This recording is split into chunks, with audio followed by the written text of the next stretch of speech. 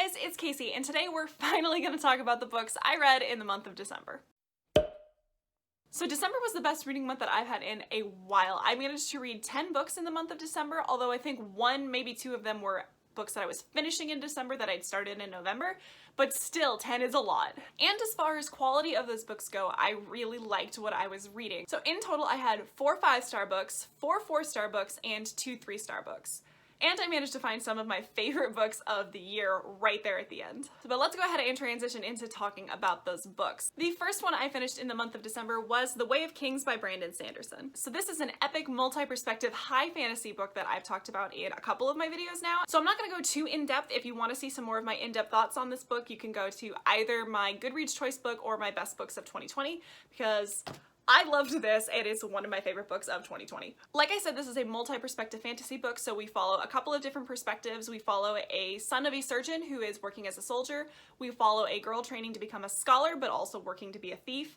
We follow a prince who is seeing visions of the past, and an assassin who cries when he kills. And just briefly, I loved this book. I gave it 5 stars and a place on my favorites of the year list. It was amazing. I felt like the characters in this were wonderful. The world building was incredible, which I've now come to expect from Brandon Sanderson, is that the world building and the magic system will be so intricate and so well done. And while these books are really big and had been intimidating me for a while, if you're someone who likes very large scale high epic fantasy, I highly recommend you pick this up if you haven't. I know that's not like a controversial recommendation or anything, but it was so good and it absolutely lived up to the hype for me. The next book that I finished in September was The Once and Future Witches by Alex E. Harrow. So this was a book I also talked about in that Goodreads choice video. I loved this book as well, and this one really surprised me. This was one that when I was doing that video, I didn't know a ton about, and I'd only heard about Alex E. Harrow because I think she wrote The 10,000 Doors of January, and I heard some mixed reviews on that. So I didn't know what to expect going in. The synopsis sounded really cool, but I wasn't 100% sure that it was going to be something that I loved.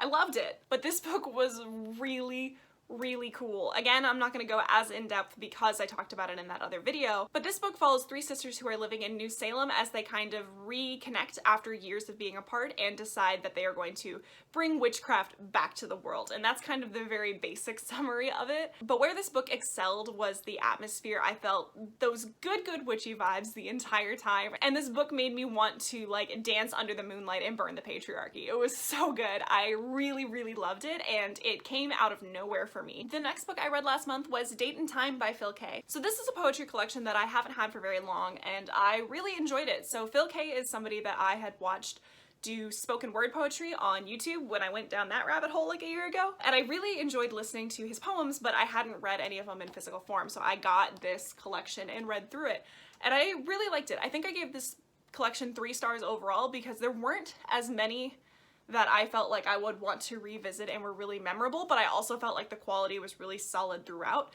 I feel like I don't have a great metric to judge poetry yet, but I kind of do it based on how many I tab out and decide I want to revisit later. And for me, there were about 3 in this collection that I felt like were ones I would want to revisit and I really enjoyed, which is less than usual, but again, the quality was pretty consistent throughout, so I'm giving this like 3.5 stars. I also like the way that this is structured. It starts off with a quote saying that every story has a beginning, a middle, and an end, but not necessarily in that order.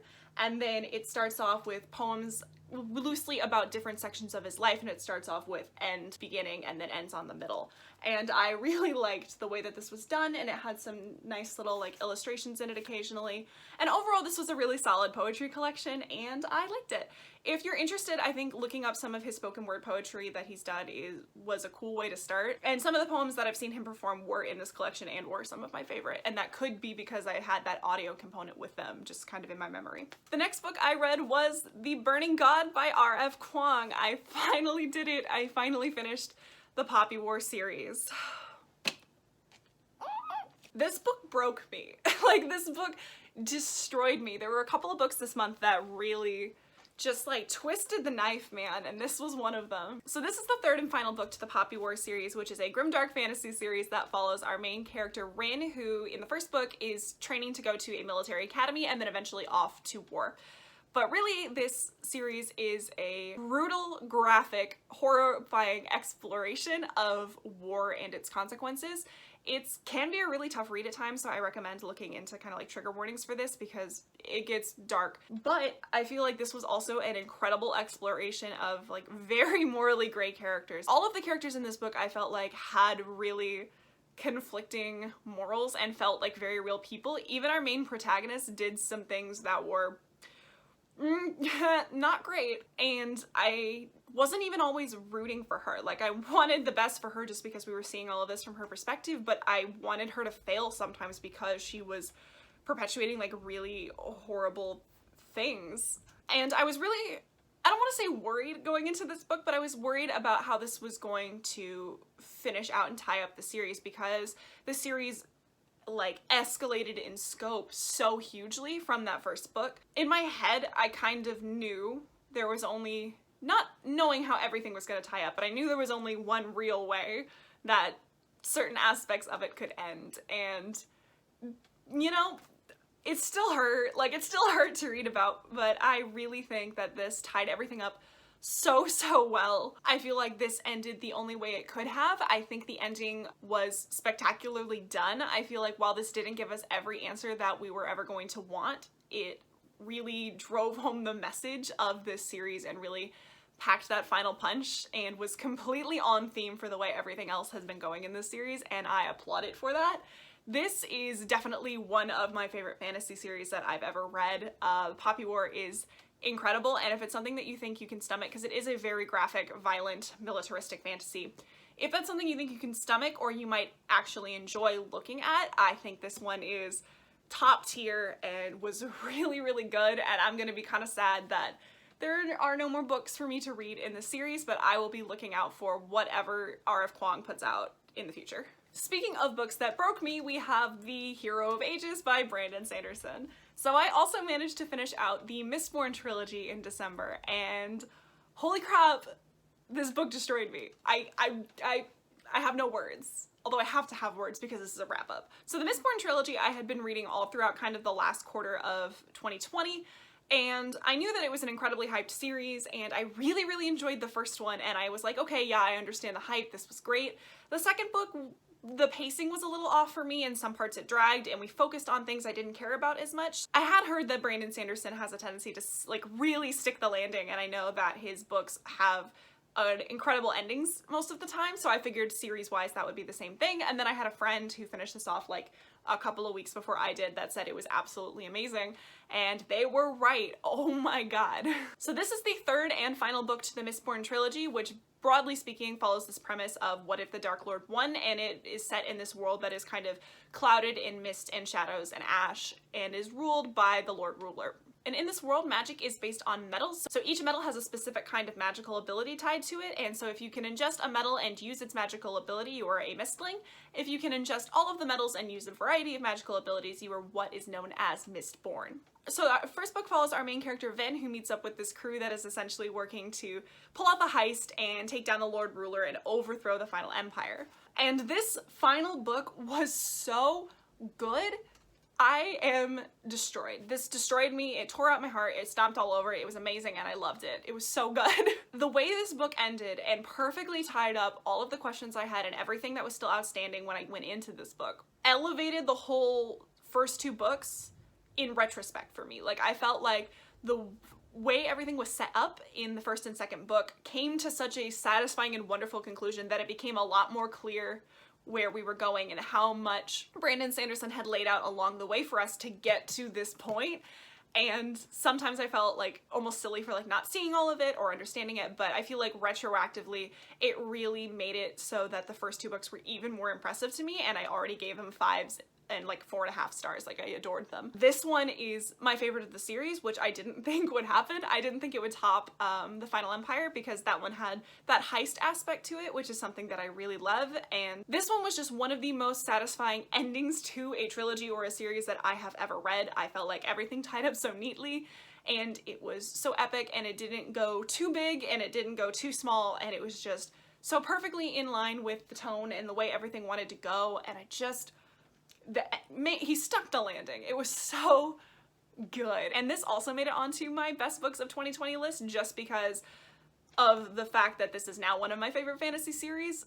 probably mainly because of this book. It was incredible. I felt like we really got to see the characters grow and develop. I felt like Vin has changed so much throughout the course of the series, but we also in turn got to see her change those around her and change the people she's working with, and the relationships that developed were just so well done, and nothing ever felt forced or fake, and really everyone's growth and development was incredible. Some of my favorite characters were more side characters that happened along the way, and just the way the mythology and the lore of this novel unfolded through these characters I thought was so well done. All this did was make me so excited to read more of Brandon Sanderson's work. I want to get my hands on everything the man has ever written because this was just so incredible. Next, I read The Kingdom of Copper by S.A. Chakraborty. So this is the second book to the Daevabad trilogy. I gave this book 4.5 stars. I very much enjoyed it. Unfortunately, reading this happened directly after The Burning God and The Hero of Ages, and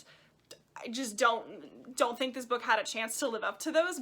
That being said, this book was very good. I read The City of Brass, I think back in November, and I gave it 4 to 4.5 stars. This one is on a similar level, but I actually liked it a lot more. So this series follows our main character Nari, who is working as a con woman in 14th century Cairo, when she accidentally summons a Jinn warrior and finds out that she may be more tied into Jinn lore than she thought she was, and is taken to the City of Brass. And it becomes an intensely political series after that, which was something I wasn't necessarily expecting, but very much enjoyed. I'm finding that I really like very political fantasies. And while the first one I felt like I connected to some of the characters but not all of them, and I felt like I loved the setting. It was so beautiful and so richly told and so interesting. I felt like the pacing in the first book was a little bit off, and there were some aspects I cared about way more than the rest. In this one, I felt like I connected way more to what was going on, and I felt more invested throughout the series of the book. I also felt that despite this book being pretty long, I could burn through it. This was one that I felt like I didn't want to put down, and I was invested the whole way. I really felt like the pacing improved from the first book to this one, and I liked this one a lot more, and it makes me very excited to see where Empire of Gold is going. I felt like we got a lot more insight into what was going on behind the scenes, where in the first one, Nari is involved in a lot of the political dealings. She doesn't have as much agency, and she doesn't understand as much as what's going on, and therefore at times the reader didn't understand some of it. While there are other perspectives in the book, I sometimes felt like very limited in my knowledge. In this one, I felt like I had a way clearer picture of everything that was going on, and it led me to really appreciate the limited perspectives that we saw. Because we saw multiple pieces of the puzzle and how it was unfolding, I enjoyed it a lot more. And seeing our point of view characters starting from different places and how they kind of grow together and how their plots weaved in together at the end was really good. I also felt like there was some very satisfying relationship and character development after some really difficult events in the first book. I felt like they came together in a way that made a lot of sense and was really enjoyable to read about. Overall, I really enjoyed this. Again, 4.5 stars, and I can't wait to finish out the trilogy. The next book I read was Other Minds by Peter Godfrey Smith. This is a nonfiction book that is kind of about octopi and cephalopods in general, but it really is a scientific philosophy book, which was something I wasn't necessarily expecting going into it, but I very much enjoyed, and I kind of want to read more books like that. So this book looks at the idea of the origins of consciousness and what that means by using cephalopods and octopi as an example. The main argument of this book is that humans and cephalopods are connected by a very distant ancestor, and we're two separate branches in sort of the evolutionary and tree of life, but we sort of essentially completely independently developed sort of consciousness and intelligent thinking. The intelligent thinking didn't come from a common ancestor, we did it separately. So this book looked a lot at the way that developed, but it also looked at the differences and similarities between the way that humans and octopi think and act to kind of develop an idea of how consciousness and intelligence kind of came to be, and how things could be different in ways that life could be behaving differently than we expect it to. And overall, I thought this was very interesting. I felt like I learned a lot, and it was very interesting to see a lot of psychological principles applied to octopi, which I had not really seen before. I knew that they were very smart, but I didn't know a lot about them. This book also came with cool pictures. which is always fun. Overall, I gave this like 3.5 stars. I liked it. I didn't absolutely love it. It didn't blow me away. I felt like I learned a lot, and this kind of a book was really new for me and very interesting. It's hard for me to judge nonfiction some of the time because it's usually not like super entertaining, which is often how I judge fiction books. But I felt like there was a lot to be learned here. Some of it was psychological stuff that I already kind of had a basic understanding of, but I hadn't seen it applied in this way, and I thought that that was very interesting. There were parts of this that were less engaging, but overall I felt like this was not too technical and not too dumbed down, which is why I went ahead and gave it 3 stars. I really liked it, but it just wasn't like one of the best nonfiction I've ever read. It didn't blow me away, but I did enjoy reading this. The next thing I read in December was Ghost Story by Jim Butcher, the 13th book in the Dresden Files. So I've been reading the Dresden Files for basically all year, reading at least one a month. The Dresden Files is an urban fantasy following Wizard for Hire Harry Dresden as he works as a private investigator and consultant for the Chicago Police Department to solve all manner of crimes perpetrated by supernatural entities or that have some kind of supernatural component to them. The series starts off this way and is a very detective noir, sort of mystery of the week kind of a setting, and it was very enjoyable at first, and then it quickly expanded and just blew up into something way bigger than that I can't accurately describe without spoiling like 6 books, so I won't. But this series is one of my favorite series. I listened to the audiobooks for it, which are narrated by James Marsters, and they are incredible and I love them. And I look forward to reading my next Dresden book every month. I'm running out though, like I'm almost caught up to where they are being published. That all being said, I gave Ghost Story 4 stars, which is a great rating. It's a very good rating, but it is one of the lowest I've given a Dresden File book in a while. I couldn't pinpoint exactly what it was, but this one just didn't do it for me quite as much as some of the previous entries had. And if I'm being perfectly honest and fair, it probably still deserves 5 stars because I've had a string of 5-star Dresden books in a row and I'm comparing it to other Dresden books. If I compared it out to other books that I'd read, I think it would get maybe a little bit of a higher rating, but at this point it just like wasn't as mind-blowing as previous 5-star Dresden books, so I felt like I needed to give it 4 stars. So without getting into any spoilers, which is difficult to do on book 13, Dresden is in a different situation. Dresden is in a different situation than he is in a lot of the other books, and a lot has gone on kind of without his influence, and it's changed the atmosphere and the landscape of Chicago in a way that is kind of profound, and it's changed a lot of the way his friends are interacting with each other and the relationships that they're having. And I felt like this book was very well done. The ending, like the last 20% of the book, was so good. I absolutely love the way that everything wrapped up, and I was on the edge of my seat. I cried, I screamed, like there was a lot going on in that last little bit. But before that, I felt myself a little bit bored, which feels bad because it was mostly character stuff going on, and normally I'm really into that, but like I was a little bit just like, okay, but when are we gonna figure it out? And I wanted more of that. I also felt like there were some, I don't want to say plot holes because they weren't, because they were addressed, but there were some ways some things were handled that I felt like were done for convenience, like just not talking about some characters and not introducing some things that I felt like were obvious just because they would have made it more difficult to navigate the way this book was supposed to unfold. And while it was explained, it just like bothered me enough throughout the course of the book that it just didn't satisfy me as much as I wanted it to. That being said, those are like nitpicky critiques and the reason I gave it 4 stars. It just didn't have that feeling to me that like Changes or Turncoat did, but this was still a great book and I still love this series, and the book after it was also very good, but that'll be for next month's wrap up. So the 9th book I read this month was Fangirl by Rainbow Rowell. So I gave this book 4 stars. This is a book that most people read way closer to when it came out in like 2014, I think. And I just had never read it. I found it on sale, picked it up, and have had it for a while and then just never got around to reading it. So I figured this was one that I just needed to go ahead and get read. So Fangirl is a young adult contemporary novel about this girl named Kath who writes very popular fan fiction for this series called the Simon Snow series, which is essentially Harry Potter in this world. This follows Kath as she goes off to her first year of college and is separated from her twin sister Ren for the first time as they decided not to room together. And this follows her kind of adjusting to college and figuring out her priorities and figuring out who she is and really kind of coming into her own. And at first this felt like a very kind of, I don't want to say basic contemporary, but I know this was well loved, so I really wanted to give it a shot. And contemporary is not usually something I'm super into, but I did feel like I could relate to a lot of this. While I was never as deep into fandoms and fanfiction or anything as the main character was, I felt like that adjusting to college and figuring out your place and trying to find friends when you feel like an awkward, weird outcast kind of a person was something that I could relate to. And I felt like if I had read this when I started college, which would have been in 2015, this would have meant a lot more to me and I would have gotten a lot more out of it. As it stands, I could still recognize how powerful this book could be to someone in that situation, so I did want to give it 4 stars.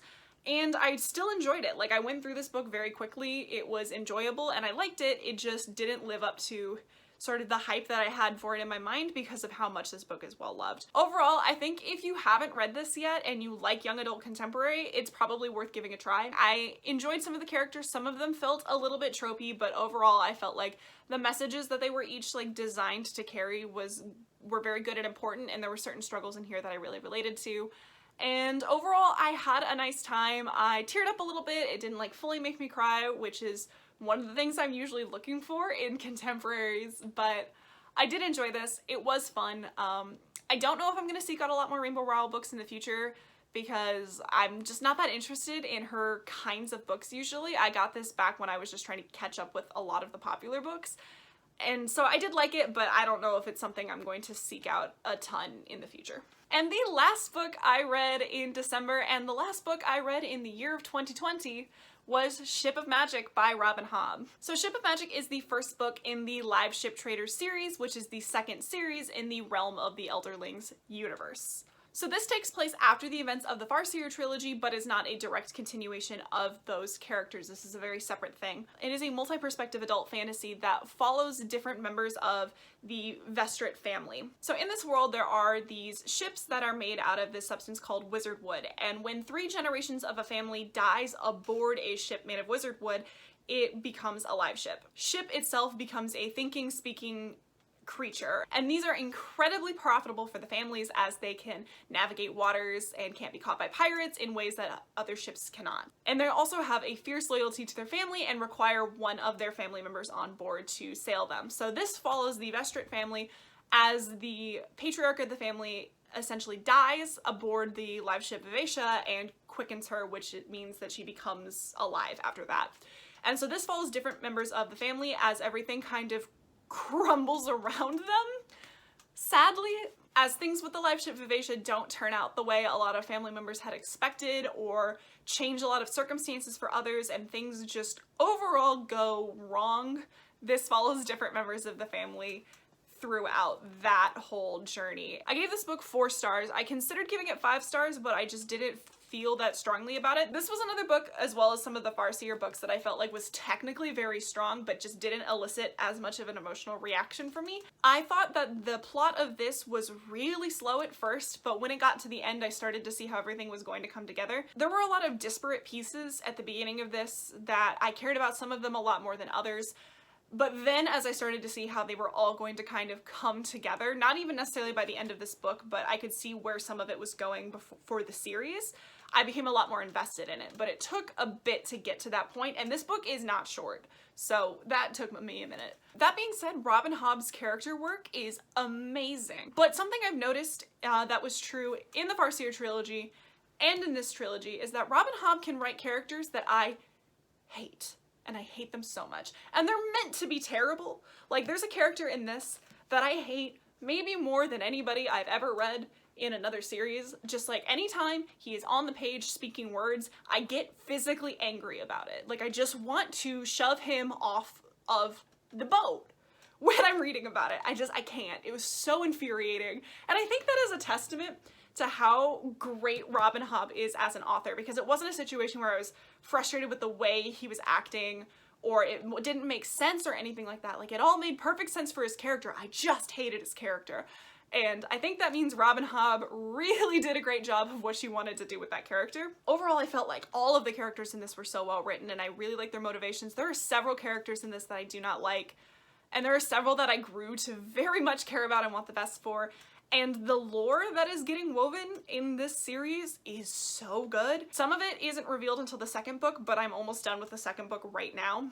And it goes to some really interesting places, and I think it's going to expand the lore of the realm of the Elderlings in a really interesting way, and I'm interested to see where this series ends off and how it will tie back in with the Fitz and the Fools story when we get to the Tawny Man trilogy after this. Overall, I think I'm going to end up liking the Live Ship Traders more than the Farseer trilogy. I'm enjoying it a lot. The pacing was a bit slow at parts. Again, at first it dragged, but once it kind of got going and I see where we're going, I really liked it, and I think I'm loving the second book even more because I see the outline of what we're doing a lot more. It just took a good chunk of this book to get established, and if you don't mind that, if you don't mind having to go through good chunks of books to get going, then I think this book is incredible and worth the wait. I felt the same way about some of the Farseer books as well, that at first they were a little bit slow going, but once they got where they were going, man, it was just done so well. And that's it. Those are all 10 books that I read in the month of December. If you've read any of these, let me know. I'd love to talk more about these books in the comments with you guys down below. But I think that's all I've got for you guys. If you want to keep up with what I'm reading, I have a link to my Goodreads down in the description below. But other than that, I'll see you guys next time.